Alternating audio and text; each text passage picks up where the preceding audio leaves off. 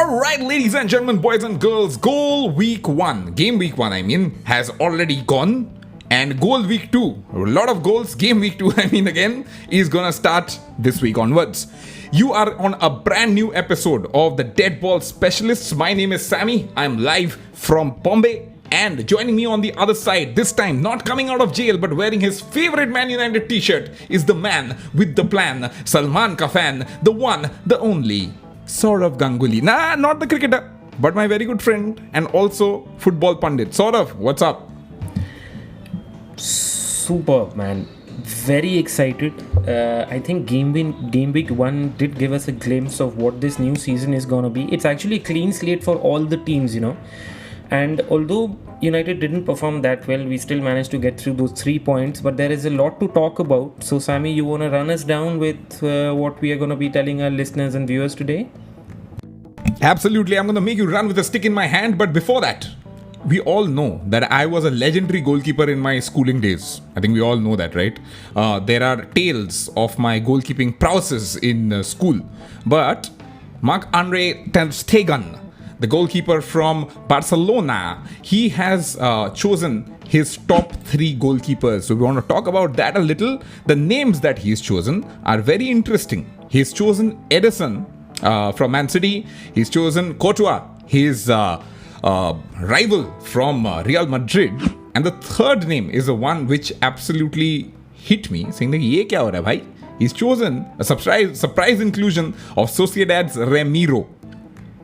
I don't know if you agree or you disagree, and honestly, I don't think either you or me are in a position to agree or disagree, but we are in a position to tell the world who are the top 3 goalkeepers according to us. Saurav, first you, tell me, top 3 right now, given current form, everything around that's happening in the world, top 3 according to you, goalkeepers. Ederson, I agree with completely. Ederson's been the main focal reason, one of the very reasons why Manchester City's been doing that good. I would say I would include Donnarumma, although he hasn't really had that club, to back him, but he's a terrific keeper. Yeah. And finally, I'd like to go with Alisson as well, because Alisson Becker, he's been instrumental in everything good that has turned for Liverpool. So Alisson Becker for me instead of someone else, yeah. Yeah, I think I agree to a point, because I think he's probably one of those only few people who have Bekar in his name and is not really Bekar. Yeah, but right now, it's time for the world to know the top 3 goalkeepers of Sammy. Can I have a drum roll? I'm doing it myself, but yeah, go for it. Let's do it. Let's not build it up too much, guys. My number 3 is David De Gea. I think as a shot stopper, I would say top of the draw for sure for me, right? Number 2 would be the man who's chosen the players, Ter Stegen himself. I think definitely up there, no doubt in that. But my number 1, it hurts me a lot to say this. I put a stone on this is a boat, but yeah, stone on my heart, and I say it's the man from Manchester City, Ederson. Ederson is number 1 according to me. Champions League winner, Premier League winner. He's definitely, according to me at least, the number 1 goalkeeper in the world right now. Yeah, agree, disagree, I don't know. If you guys agree with us, why don't you hit us up on the comment section? In the comment section, let us know top 3 goalkeepers according to you. We'd love to know your views and maybe, get you on the next podcast as well. You never know. But sort of, gender equality is a huge thing now. And I feel that the women's game has really come up the ranks. Oh, I was very lucky to be a part of the FIFA Women's World Cup last year over here that happened in India.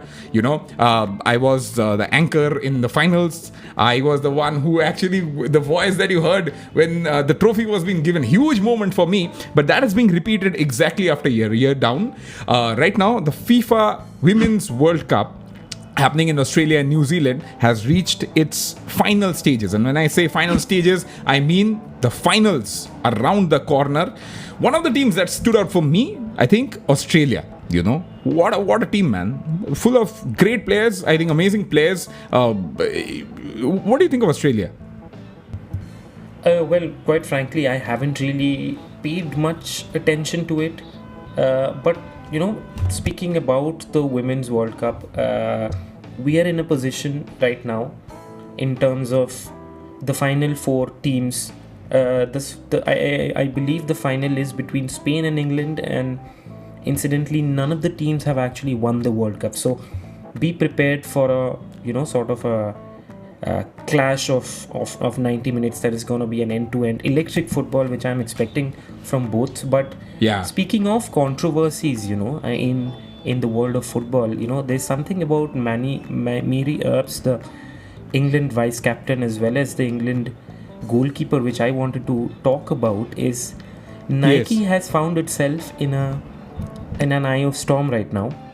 They decided not to go ahead and print the replica shirts for Mary Earps, and Mary Earps has been very vocal about it. She's been at loggerheads with Nike behind the scenes, and I'm looking at the statistics right now, and I see of the 6 games that England have played, she's kept 3 clean sheets, and England is right now at the cusp of winning the World Cup, probably getting something back home, or football's gonna come home if they actually win it. And I believe Nike might just be finding itself in a sort of a position which they didn't think they would, right? Sticky situation for Nike to be in. But yes, controversies aside, the big point is that the finals are tomorrow. Spain are going head to head with England. None of them, the women's team, have won the World Cup ever, before. This is the first time that both of them are in the finals. But I feel that the women's team for England is going to do what the men's team have not been able to do. Get the trophy back home. We hope so too. But right now, ladies and gentlemen, it's time for us to head into a corner, and that corner is called the Premier League corner. Alright, so in the Premier League corner, we want to first talk about a big injury that's happened. KDB, the main man for Manchester City, is out through injury, and he is not available at least till December this year. So that means a good 5 months he's not there. 4 months he's not there. What do you think? I feel big blow for Manchester United. Manchester City, I mean. Well, in a matter of speaking, yeah, it is a big blow, but also you got to remember that KDB is actually nearing the end of his, peak years. But then again, you also have people like Bernardo Silva. You've got Phil Foden, who could just step into his shoes very easily. That is why the City team is actually that great, because they actually have a B team that, when you look at it, can actually, these players can walk into any good teams of the Premier League side, right? So, but still, Pep Guardiola, being Pep Guardiola, he's absolutely prudent when it comes to the knowledge of football, and I believe he's been on the lookout for someone who can replace Kevin De Bruyne, and that is also something that he might have to look at long term. But speaking of chances, yes, I do think to a certain extent it is going to hurt City, because whatever happens, given the number of people coming in or going out, Kevin De Bruyne has been one of the most prolific, number 10s in the Premier League since at least the last 4 years. 4 or 5, could be 5 or 6, but he's been. So it remains to be seen how much of it that City miss him, because I believe the number, if you look at Erling Haaland's goal, he scored about 52 goals in his first season across all competitions, and Kevin De Bruyne had a number of assists, and I think that link up, that sort of camaraderie, that the partnership, sort of thinking and that sort of having that bionic relationship with someone of Erling Haaland. I think Haaland might just miss Kevin De Bruyne that way. But yeah, if he's out till about December, that's at least 16 to 18 games, so at least half a season you could say he's probably not going to be playing. I agree.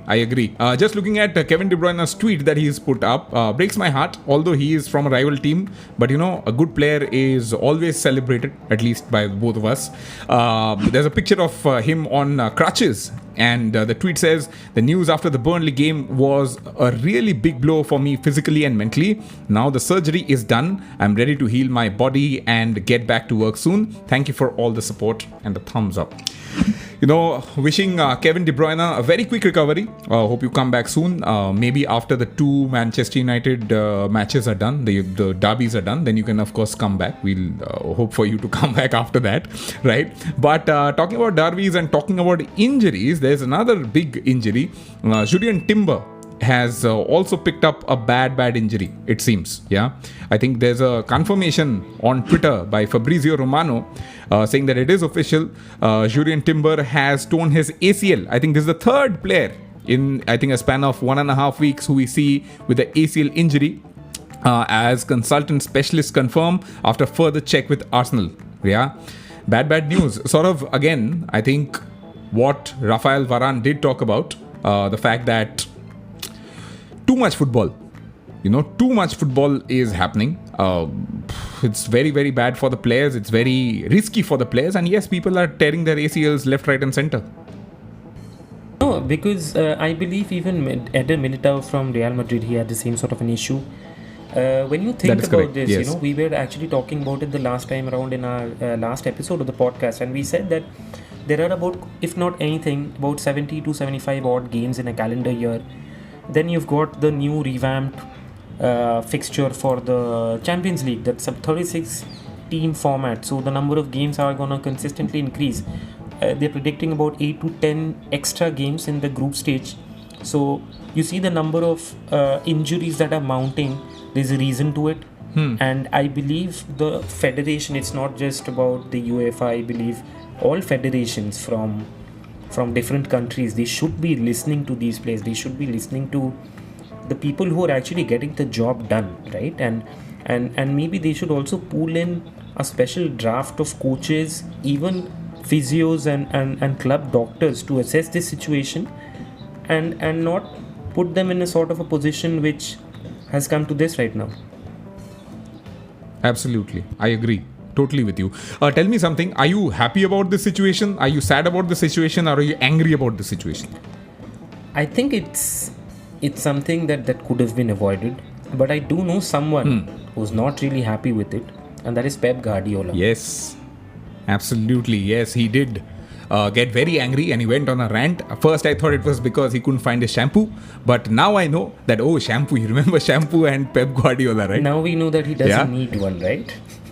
Yeah, of course, for sure. But Pep Guardiola has gone on a rant against FIFA and UEFA. I'm just going to read out his tweet. This is, in fact, he's not tweeted. This is Football Tweet who has quoted him saying, "My first preseason, I had 25 days to prepare for the first official match against Skonto Riga to qualify for the Champions League that we eventually won. Now they give you 4 or 5 days and then we have so many ACLs." And he's absolutely right. It's very right to be angry about it. He also says that they make you go to Asia, to the United States, really tough matches, derbies, big games, and people fall, and they will keep falling and falling because the show must go on. Right to an extent, I think, but like you correctly said, authorities need to take a look at the main stakeholders who are making this happen. This spectacle happen, that is the players. I think player welfare should be top of the list for everyone. Anybody and everybody related to the game. Yeah. Absolutely. But there is no question of that, right? Absolutely, man. It's just sad. He goes on to say if Courtois isn't there, then someone else will be, right? And if Militao isn't there, then someone else will be. And if Kevin isn't there, then someone else will be. Very fair point. Like, they know that it's a manager's job to deal with it. And it's not a very easy job to do. He goes on to say this is a lost battle unless the players themselves stand up for themselves and go, we ain't playing. It's a lost battle. Nothing UEFA or FIFA will do. Do you see that happening? Do you see players rebelling and saying कि भाई भाड़ में जाओ, मैं तो नहीं खेल रहा? ऐसा हो सकता है? हो भी सकता है, और मैं तो कहता हूँ करना भी चाहिए. Is because okay, so imagine you both of us in a position where employers are telling us, boss, whatever happens, you are not gonna have 52 weekends for yourself. You're rather gonna have 26 weekends to yourself.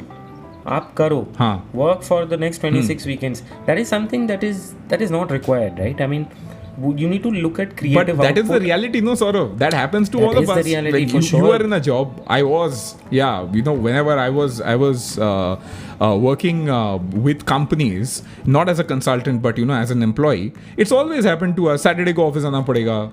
Raat ko, when you remember when we were in Delhi, raat ko 2 baje we've gone to office and finished some work. But that happens all the time. How do we, my point is that, can the players really take a stand? Is it possible with that kind of money on the line? I think players can. It's not just about money. It's about the fact that, it's not 90 minutes of football. Please remember the fact that this time around they're implementing the same change in rules when it comes to the injury timing, right? You have added Right. extra minutes of at least 10 to 15 or 15 to 20 minutes. That in itself does kill a little bit of the emotions associated with the game. So you are Right. not just playing 90 minutes, you're playing at least to about 110 to 120 minutes in a week. And then a couple of maybe a month and a half down the line, you're going to having the European Championships come in. You're going to have your League Cups. So it's going to be at least maybe like 2 games in a matter of 7 days. And it takes a toll on your body, I mean, also we have, you want to give your 100% to whoever you're playing for. Maybe be it with the club, be it your country. So it takes a toll. It takes a heavy toll on your body. Completely. And it is just showing completely up, right? agree I mean, with you it's on that. Showing so yeah, many and injuries. I feel that. Right. All right. So now I think we'd also want to know from you. What do you think? Can players really take a stand? Can they say no to playing certain matches? Cristiano Ronaldo did it. He refused to come on for completely different reasons, but we all saw how that boat sailed. But do you think that players can actually say no to certain games, stating mental or physical fatigue? Is it possible? Do let us know in the comment section below. But a quick roundup of game week 1, sort of. Some of the matches that were played. Some really, really good matches. But I wanted to know from you that do you think, which are the ones that stood out for you? I was pleasantly surprised by the Newcastle and Villa game because I really thought after the kind of stunning summer window Villa's had, I wasn't really expecting this sort of an end. They lost 5-1 to Newcastle. Right. Kudos to Newcastle for playing that well. But Aston Villa, for me, they should have done a little better. But then again, that's Newcastle. It's the resurgent Newcastle and not the Newcastle of old, which we know they were always languishing 15th, 16th, or even fighting for relegation. Now, apart from that, Right. we had Brighton versus Luton. Brighton won 4-1. Brighton has been carrying forward the same sort of form, that sort of beautiful football that they've been playing since the last couple of seasons. And finally, we also had the Arsenal-Nottingham game. I was expecting Arsenal to win, but I thought they'd probably be, since the game is at Emirates, they'd probably be winning with a bigger margin, but they've managed to win 2-1. However, there was a stunning goal, there was a stunning assist by Gabriel Martinelli. I do not know whether we can show it to our viewers, but that is something that you should definitely catch on. And finally, Absolutely. Saka's continued his stellar form. Saka scored I believe he scored the second goal, and he's continued in his rich vein of form that he's been carrying through. And special kudos to Saka, special kudos to the entire team that has been able to rally behind Saka, and just, he's so young. But he does look like he can emulate someone from the previous Arsenal greats. So yeah, 2-1 to Arsenal. And I mean, finally we had our game, which was very disappointing, but that is something I would like to know from you, how you felt about our game against Wolves. I am itching to talk about that game. Itching is the word, right? First and foremost, I don't think Manchester United, the way they played that game 1, no chance, bro. I don't see them really kind of being title contenders, at least this season. But one bad game, possible. Okay. But what was the red flags according to me was that I think the defense coordination, I did see it slipping a couple of times. And in crucial matches, if that slips, you are in a lot of trouble. Second is that I think I did not see that ruthlessness in the final third. It's just lucky that Varane put in the goal. But beyond that, I did not really see that kind of ruthlessness from our strikers or our attacking players, right?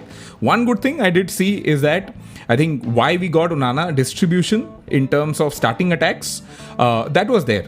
No doubt in that. That was, definitely, if you're used to seeing David De Gea and just with his short passes to his defenders around him, from there to, the long balls that Onana has been playing first game, I think for his Premier League debut, it was a very, very good game. One other thing that I want to talk about, Saurav, is that I think a very fair call has been made by Harry Maguire. That the deal with West Ham has fallen through. It's collapsed. It's not going to happen. नहीं जा रहा है वो अपना बंदा. But do you know why it happened, right? No. Yeah. No. I don't. All right. So he's done exactly what I was expecting him to do, right? So for example, when we were growing up, we've heard this a lot of times. Sometimes when something is really bad, we say, भाई मेरे से ऊपर के 100 रुपए ले ले, but तू इसको ले जा. That's exactly what Harry Maguire has gone ahead and done. He said, भैया अगर मैं जाऊंगा, if I have to go from here, you have to pay me money. Manchester United, they did not see that googly coming, and they were like, we are not going to pay a single penny, and thus that transfer has not happened. Harry Maguire remains a Manchester United player. I loved how our manager, Mr. Erik ten Hag, said that, yeah, he's my player. I'm going to play him when I want to. But अंदर ही अंदर I know he was like, अरे भैया तेरे को तो कब से सोच रहे हो निकालो पर तू जा ही नहीं रहा. So yeah, that's happened with Manchester United. And another thing to that, I was reading a lot of these transfer rumors, and I saw we got linked with Benjamin Pavard from Bayern Munich, and it said that his transfer was actually hinged on the fact that since Harry Maguire is going to make the switch to West Ham, and so we're going to need someone else. Now, I believe that also isn't happening because of the whole thing. Obviously, there's no money only, no. They don't have any, It's like, see, players are like cars. तू अपना गाड़ी बेचेगा, तब जाके तू down payment करेगा ना अगली गाड़ी का. हैरी मैग्वायर एक ऐसा एम्बेसडर है, not the ambassador of the game or Manchester United. I mean the ambassador car. For people who don't know, just look it up. Maybe I'll put it on the screen in a bit. But he's such an ambassador that is just not getting sold, unfortunately. है ना? कौन सा company का था यार ये ambassador? H&M ना अपना हिंदुस्तान मोटर्स. हाँ. H&M. Hindustan Motors ambassador. हाँ, गूगल पे मैं आपको फोटो दिखाना चाहता हूँ इसका. Superb car, amazing car. There you go. This is what an ambassador looked like. For everybody who did not know what an ambassador looked like, this is Harry Maguire. Absolute Harry Maguire. Yeah. Sort of. But coming up, I think. Yeah. Sorry. Go ahead. No. Go ahead. But just to give a little bit of context to people about ambassador, it at one point of time it was India's most premium car, right? It just was it was a sort of a symbol of luxury and everything else. But why Sammy is actually referring Harry Maguire to an ambassador right now is because ambassador is being it's not getting manufactured in India anymore, and if you actually own one, it's kind of a liability. It's a relic. It's a relic.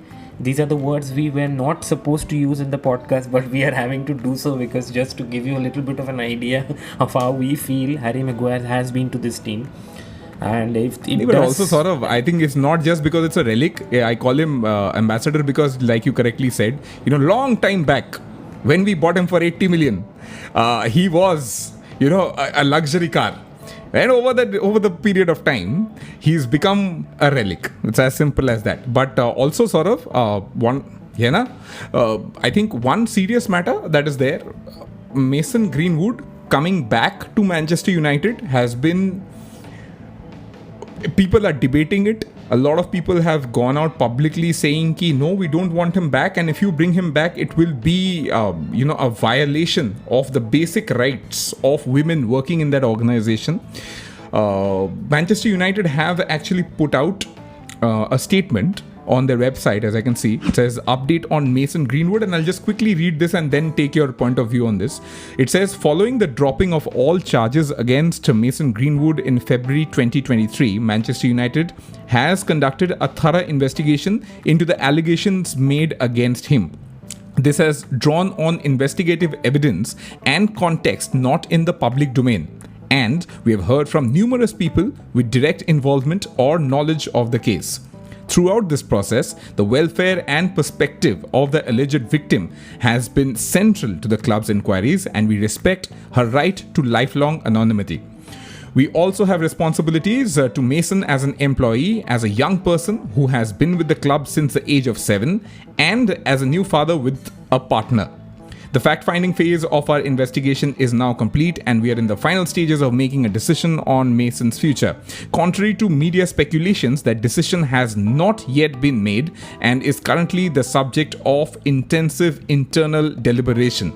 Responsibility ultimately rests with the CEO. Right, so essentially what they're saying is that the CEO will take the final call on this. Yeah. All right.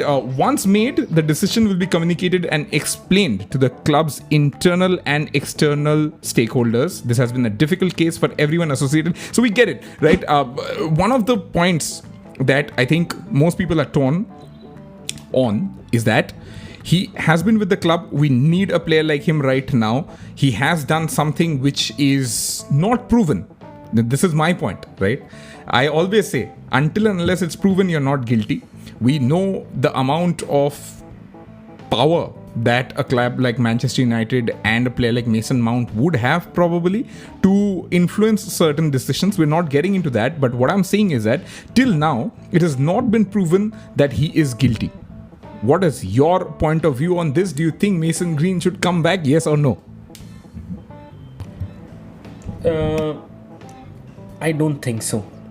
As much as we do need a striker, and everybody knows it, how well documented it is, United's need for an absolute number 9, and Manchester, and Mason Greenwood is someone who could really, just fit in right there. But I wouldn't want to have him around the club because, for a club of United stature that has fans across the globe, we have about 2 to 3 billion fans across the globe. And I would see, the thing is, Manchester United, apart from being a club, it also is an emblem for the sort of values, culture, that values system that it stands for. Now, no amount of player, I believe, and this is something that even Alex Ferguson used to do.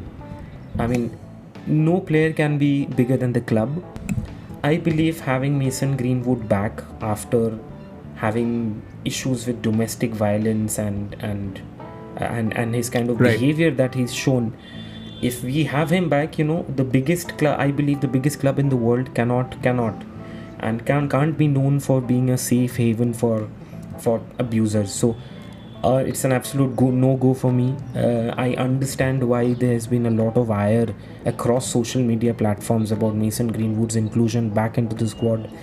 There has been, and it's totally understandable, right? I mean, okay, you want to move on with your life. I am glad that you've been able to bury the hatchet with your partner, and you've been able to, you're starting a new family and everything. All the very best for it. But at this point of time where there is a little mounting amount of positivity with the club, having him around is not something that I would want. I mean, I totally get your perspective, but for me, I don't want to be labeled as some sort of a domestic abuser, a sympathizer, and that's something that he's really done. I mean, if people do want to know about what Mason Greenwood's done, it's a heinous crime, I believe. And back in 2022 Jan, there were some very disturbing reports coming out between him and things that went down with Harriet Robson. And since then he's been in a state of limbo because he was suspended. I believe there was a lot of court proceedings that have happened as well, but eventually she decided to drop the charges. But I do not know, man. I mean, I read so many of these tweets where people are saying that a club of our stature, a club of our ilk, getting someone to have like Mason Greenwood back a lot of people are actually saying that, you know what, I might not just be able to associate myself with this club anymore. So I'm just saying it in terms of what this club means to its fans and nothing else. Yeah. Totally agreed. I think I am still on the cusp because, you know, I've always believed that, like I said earlier as well, unless you're proven guilty, you're not guilty in my eyes. However, I have heard the recording that is there. It's an audio recording that I've heard, which is enough validation for me to say that he's done something like this, right? So I really am in the middle. I totally do not support domestic violence in any way, you know, absolutely against that. But having said that, I think what do you go with in this society, right? Do you go with the judicial system and what they kind of, you know, recommend, or do you go with a media trial? I would never go with a media trial. Having said that, let's see what the club does. And then let's kind of, you know, discuss that and talk about that, dissect that further. I would also want to know from you guys right now, what's your point of view? Do you think Mason Greenwood should come back to Manchester United? Yes or no? With maybe a line of why you think so in the comment section. We'd love to read those comments as well. Sort of right before we wrap up, game week number 2, some great matches lined up.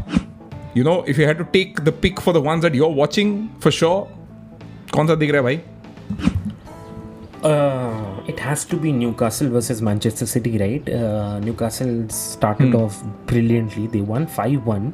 They're current. Okay, there's just one game, but they're still right now on top because of the goal difference. Manchester City. Manchester City is not gonna have Kevin De Bruyne, and so for me, that is one that stands out for me. Another very tricky fixture. Although Liverpool had banged in 9 goals against them last time around at Anfield, Liverpool versus Bournemouth still holds the cards for me. Although Bournemouth haven't won there since 2018, at least that is what I can see here.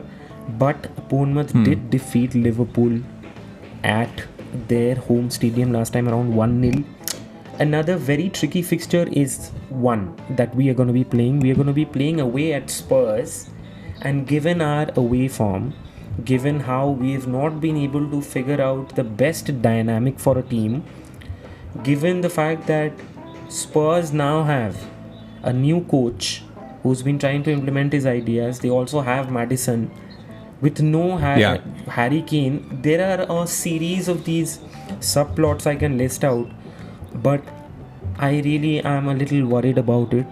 It's an away fixture. We've not been very great at away games, at least last season under Eric Ten Hag. That is something that we need to correct. But I would like to ask you, what do you feel about it? What are your predictions for this game?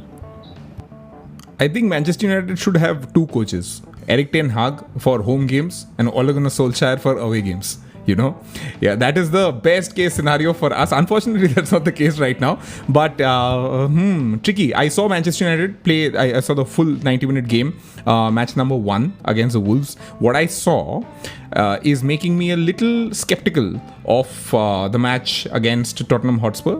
Again, away game, always difficult to go to that stadium. It's a huge stadium filled with Spurs fans. Not the easiest place to play. But having said that, you never know. Somebody like, Rashford will come up with a hat trick or something. Let's just hope, man. But tough तो है भाई, tough तो है. कोई doubt नहीं है इसमें. Doubt की बात करते करते हम इस बात पे कोई डाउट नहीं है कि it's time for us to wrap up for this week. Next week we come back and we talk about the fixtures that we have discussed in that are lined up for this week. But at the same time, we'd love to hear from you. Both of us are on social media. I am on all social media profiles. My handle is @RJSammy07. And mine is @Waza2180, TikTok, Instagram, and Twitter. Right, and do hit us up. Do let us know how do you like the podcast? If there are points that discussions, point of discussions that you would want us to take up, and also do give us your views. कि यार क्या लगता है कौन जीतेगा ये premiere league? होने क्या वाला है नहीं पता हम लोगों को, but ladies and gentleman, thank you so much for being a part of this. We will see you next week with a brand new episode of the Deadball Specialists with Sammy and Saurav. Cheerio. Thank you.